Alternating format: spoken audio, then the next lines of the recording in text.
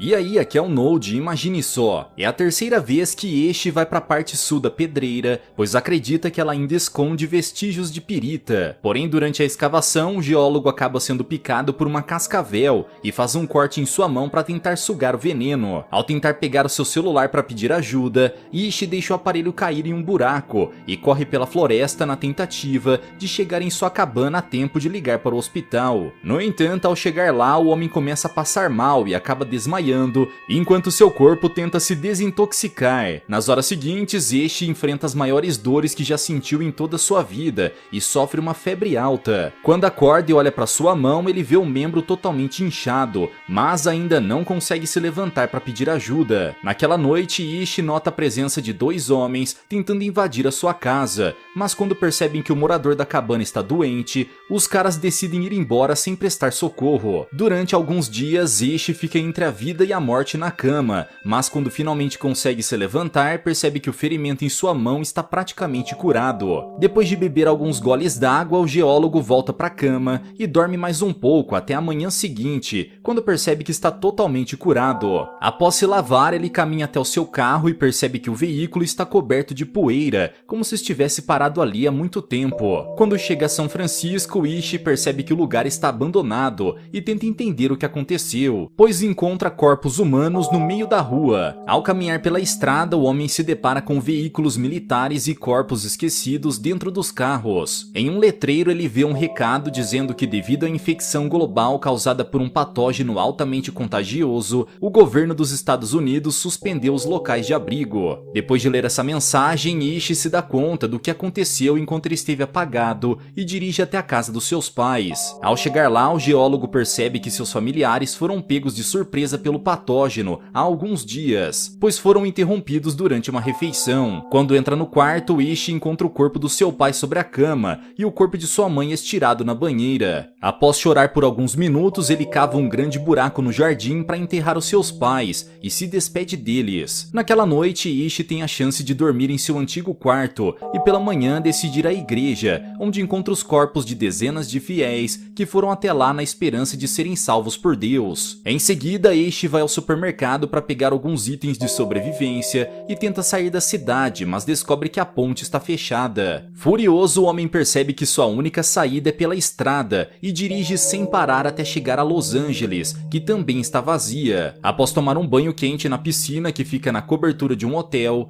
Eishi decide ir ao bar e é surpreendido pela chegada repentina de Milton e Anne. Quando percebe que o geólogo está meio alheio a tudo que aconteceu nas últimas 3 semanas, Milton mostra para ele um vídeo que explica detalhes sobre a infecção que tirou a vida de milhões de pessoas. Há alguns dias, Milton e Anne se conheceram naquele mesmo hotel e desde então estão afogando as mágoas na bebida na tentativa de esquecer as pessoas que perderam. Na manhã seguinte, os 3 sobreviventes comem uma refeição preparada por Milton e Eishi revela que planeja sair à procura de outros sobreviventes. Nesse momento, o geólogo descobre que seus companheiros têm um plano muito bem estruturado sobre como pretendem dar um fim em tudo.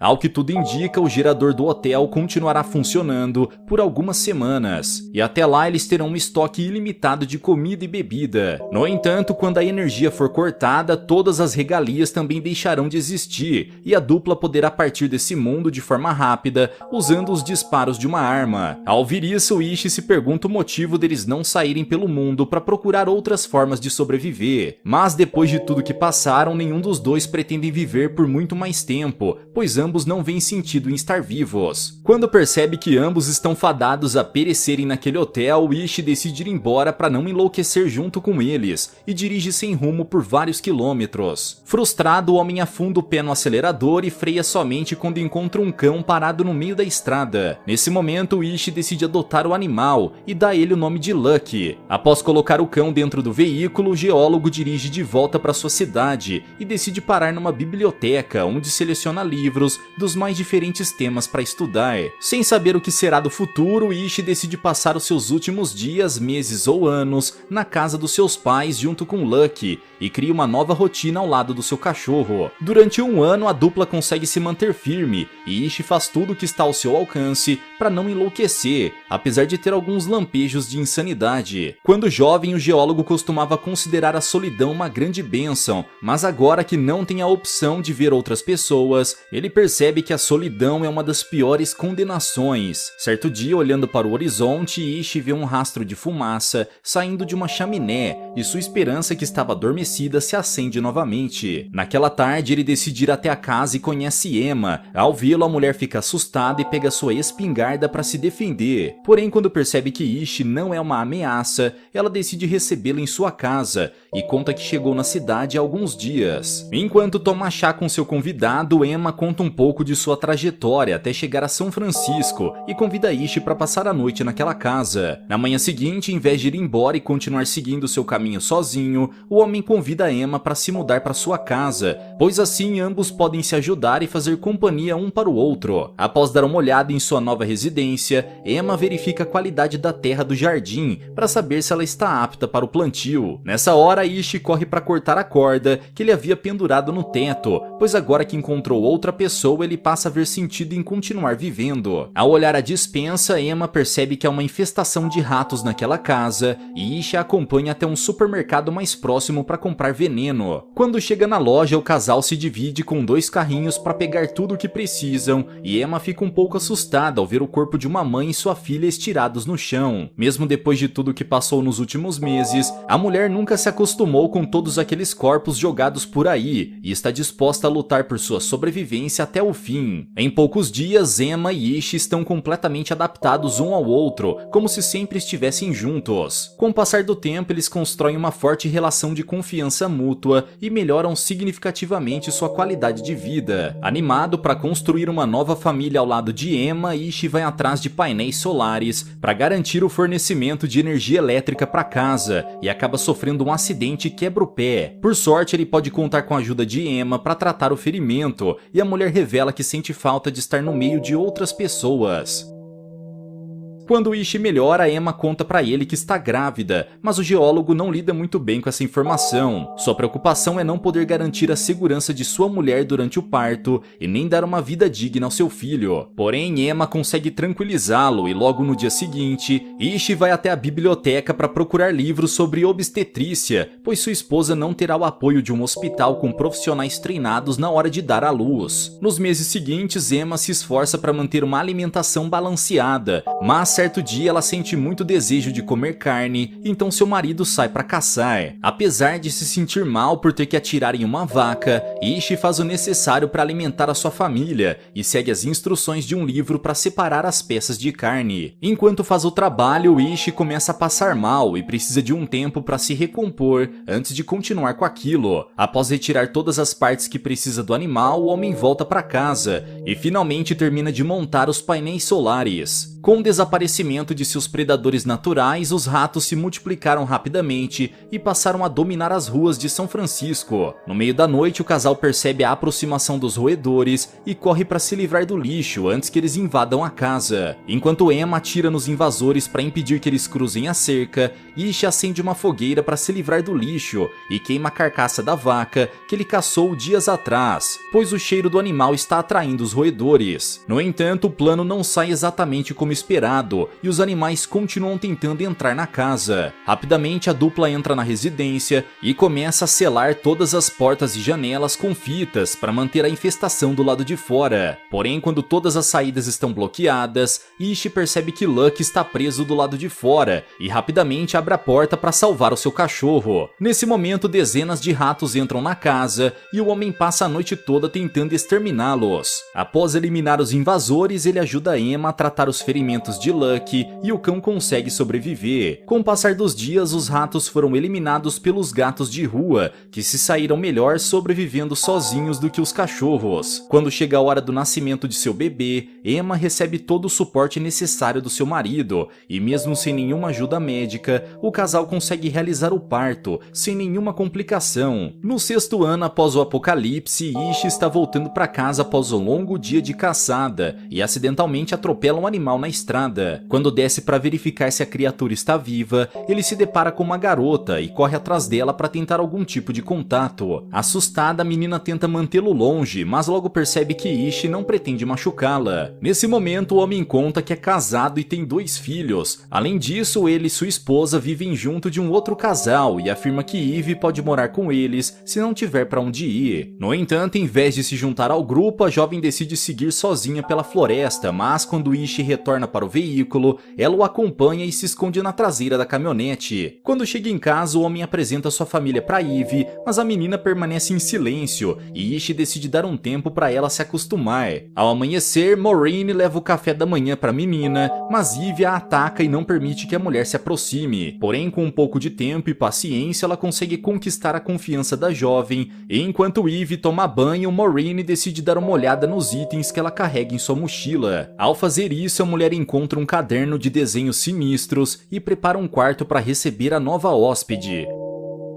Enquanto isso, Ishi e George saem para caçar e encontram a cabana onde a garota morava com sua família. Apesar de não ter ideia do que houve com a família de Eve, a dupla sabe que algo muito ruim aconteceu ali. Ao chegar em casa, eles escutam a leitura da carta que Maureen encontrou na mochila da garota e descobre que Eve parou de falar devido aos traumas que sofreu. Nesse instante, a família decide adotá-la para garantir que ela tenha a chance de viver uma infância feliz. Algumas semanas depois, o terceiro filho de Emma e Ishi chega ao mundo e o casal fica radiante de felicidade. Cerca de 1 ano mais tarde, enquanto as crianças brincam no jardim da casa, Ishi escuta alguém se aproximando e pega sua arma. Na companhia de Emma e George, Ishi sai à procura dos invasores e encontram a família de Molly. A mulher diz que leu o aviso que Ishi e Emma escreveram na parede 7 anos atrás, sobre a existência de outros sobreviventes, e decidiu ir até eles. Após alimentá-los, Maureen e George revelam que é uma casa disponível na vizinhança, caso eles tenham interesse em permanecer na cidade. O problema é que Ishi não está de acordo com essa ideia e revela para sua esposa que está com a sensação de que aquelas pessoas não são confiáveis. Mesmo assim, Emma consegue convencê-la a dar um voto de confiança nos recém-chegados e no dia seguinte, Ishi sai com eles para pegar comida. Durante as buscas, Molly invade um hospital abandonado e enfrenta um cachorro de rua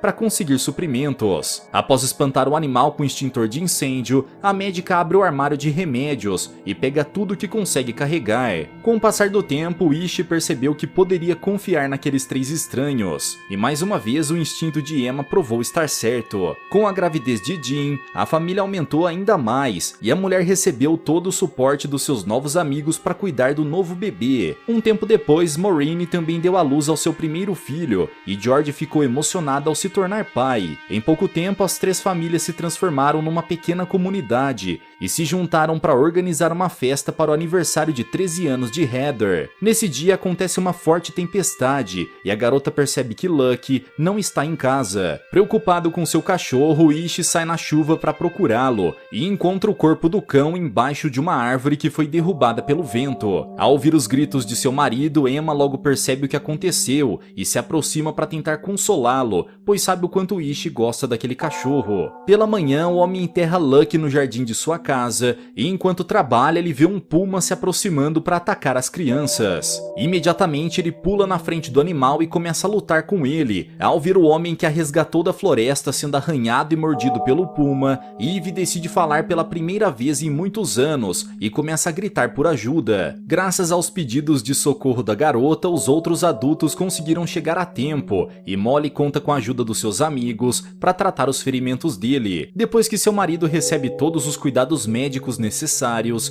Emma sai para caçar o felino e elimina o puma com 3 disparos. Após algumas semanas de recuperação, Ishi volta a caminhar e aos poucos consegue se recuperar completamente. Alguns anos depois, Heather e Rafe, filho mais velho de Jean, se tornam maiores de idade e decidem fazer uma viagem ao redor do país para conhecer o mundo que existe fora de São Francisco. Depois de se despedirem de seus pais, os jovens seguem seu caminho com a promessa de que voltarão antes do inverno.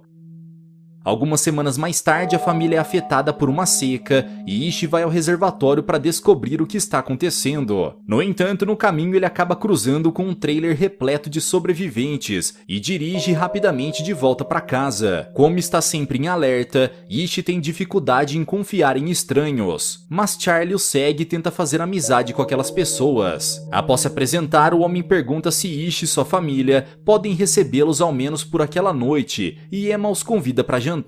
Durante a conversa, Charlie revela que possui uma perfuratriz e se dispõe a usá-la para cavar um poço naquela propriedade. Nos 3 dias seguintes, o homem e sua equipe trabalham duro para encontrar água e em troca, Charlie pede ajuda de Ishi para estocar combustível para que sua tribo possa seguir viagem quando o poço estiver pronto. No entanto, ao observar o comportamento dos seus visitantes, Ishi começa a suspeitar que eles estejam planejando tomar posse daquelas terras e acende um sinal de alerta. Porém, quando ele conta para Emma sobre sua desconfiança, a mulher o repreende e diz que Ishi precisa aprender a confiar um pouco mais nas pessoas. Na tentativa de espairecer a cabeça e organizar os seus pensamentos, o homem decide dar uma volta na floresta sozinho e acaba se perdendo. Ao anoitecer, Emma começa a se preocupar, então se prepara para sair e procurá-lo. No entanto, quando a mulher está prestes a sair, Ishi aparece e leva uma bronca de sua esposa. No entanto, quando percebe que seu marido precisava de um tempo sozinho para acalmar a sua cabeça, Emma decide perdoá-lo pelo susto que causou e começa a acreditar que ele pode estar certo sobre Charlie. Na manhã seguinte, os homens da família continuam em sua missão de cavar o poço e após vários dias de trabalho, finalmente conseguem encontrar água. Porém, toda a faísca de alegria de Ishi é destruída quando suas suspeitas se confirmam e Charlie revela que não pretende ir embora. Naquela noite, após as comemorações, o demente ataca Eve no celeiro e ao ouvir os gritos da garota, Ishi corre para ajudá-la. Furioso, ele se reúne com seus familiares e todos tentam chegar em um acordo sobre o que fazer agora que sabem que Charlie é um predador. Quando é informado sobre o que aconteceu, Emma não pensa 2 vezes antes de chegar à conclusão que Charlie precisa ser eliminado e conta com o apoio de todos os seus amigos. Com seu martelo em mãos, Ishi vai ao trailer de Charlie para convidá-la a se retirar da propriedade, mas o homem se recusa a fazer isso. Nessa hora, Emma e seus familiares aparecem empunhando armas e Charlie zomba deles. Ao ver o homem tão seguro em fazer mal à sua família e acreditar que sairá impune, Ishi se revolta e o golpeia com seu martelo. Naquela noite, Charlie é eliminado com inúmeros golpes na cabeça e seu corpo é descartado no oceano. Pela manhã, Ishi e Emma vão dar a notícia aos membros da equipe de Charlie e dão a eles a opção de continuar ali ou ir embora junto com Silas. Todos ali conheciam o caráter duvidoso do seu líder, então ninguém se opõe ao que houve com Charlie e dão as costas para o melhor amigo dele. Após ser expulso da comunidade, Silas vai embora, mas volta algumas horas depois implorando para ser aceito no grupo. No entanto, Ishi se recusa a aceitá-lo, pois sabe que Silas foi cúmplice de Charlie e pretendia ajudá-la a tomar posse daquelas terras. 3 anos se passam e quando tudo parecia estar bem, Joey, o filho mais novo de Ishi e Emma, começa a apresentar sintomas da mesma doença que quase levou a humanidade à extinção. Em pouco tempo, o patógeno se espalha para outros membros da comunidade e Molly conta com a ajuda dos mais resistentes para tratar dos mais fracos. Apesar de estar enfrentando a dor de ver o seu filho doente, Ishi fica muito feliz quando descobre que Heather voltou a salvo para casa. O problema é que durante a viagem, Rafe acabou perdendo a vida, e ao ouvir isso, Ishi começa a acreditar que está sendo punido por ter tirado a vida de Charlie. Na tentativa de conseguir medicamentos para os seus amigos e familiares, o homem cruza a ponte de São Francisco de bicicleta e invade um hospital abandonado. Antes de ir embora, Ishi entra na capela e ora pedindo perdão pelo crime que cometeu. Apesar do que fez, ele não acredita que seus filhos devem pagar pelos seus erros. Então implora para ser levado no lugar de Joey. Quando descobre que seu primogênito nunca mais voltará para casa, Jin pergunta o que aconteceu com ele, e Heather conta que durante a viagem eles encontraram algumas setas desenhadas em vermelho. Ao longo do caminho, os dois jovens perceberam que a busca por pessoas estava os levando para muito mais longe do que o planejado, então decidiram voltar para casa. Porém, antes de fazer a viagem de volta, o casal decidiu acampar no topo de uma colina para descansar e foi abordado por um ladrão que queria levar toda a sua comida. Quando percebeu que aquele homem estava disposto a machucá-los, Rafe tentou se defender, mas acabou levando um golpe de faca na barriga. Ao ver o seu namorado ferido, Heather se enfureceu e arremessou um machado em seu inimigo. Após eliminá-lo, a jovem tentou estancar o ferimento, mas Rafe acabou perdendo muito sangue e não conseguiu resistir. Na manhã seguinte, Corey pergunta sobre a aparência do homem que eliminou o rapaz, e Heather descreve as tatuagens que ele tinha no braço. Nesse momento, Corey se dá conta de que foi Silas quem os atacou, mas decide guardar essa informação para si mesmo. Enquanto isso, Ishi continua fazendo todo o possível para salvar o seu filho. Todos no acampamento que foram infectados já estão em processo de recuperação, exceto Joey, que só piora cada dia mais. Certo dia, após ficar de cama por algumas semanas, o garoto acaba não resistindo e Ishi se perde na dor do luto. Após apagar o recado que Emma escreveu no muro, ele dirige até a biblioteca e começa a destruir tudo que encontra pela frente, pois aquele era o lugar favorito de Joey. Porém, com o tempo e o apoio de sua esposa, Ishi consegue seguir em frente e recuperar a esperança de um futuro promissor. Certo dia, durante uma caminhada solitária na floresta, o geólogo tem a chance de contemplar um lindo pôr do sol e então percebe que aquilo que ele esperava aconteceu: a Terra se curou. Um ano após a perda do seu filho, Ishi encontra um antigo diário de Joey, onde o garoto documenta toda sua genialidade. Mesmo não tendo a chance de fazer faculdade, ele foi capaz de desenhar um protótipo de um transformador de radiofrequência e vários outros dispositivos que só existiam no mundo moderno, o qual ele nunca teve acesso. Ao ler alguns pensamentos que seu filho registrou naquele caderno, Ishi descobre que o sonho do menino era encontrar outros sobreviventes para compartilhar com ele suas invenções.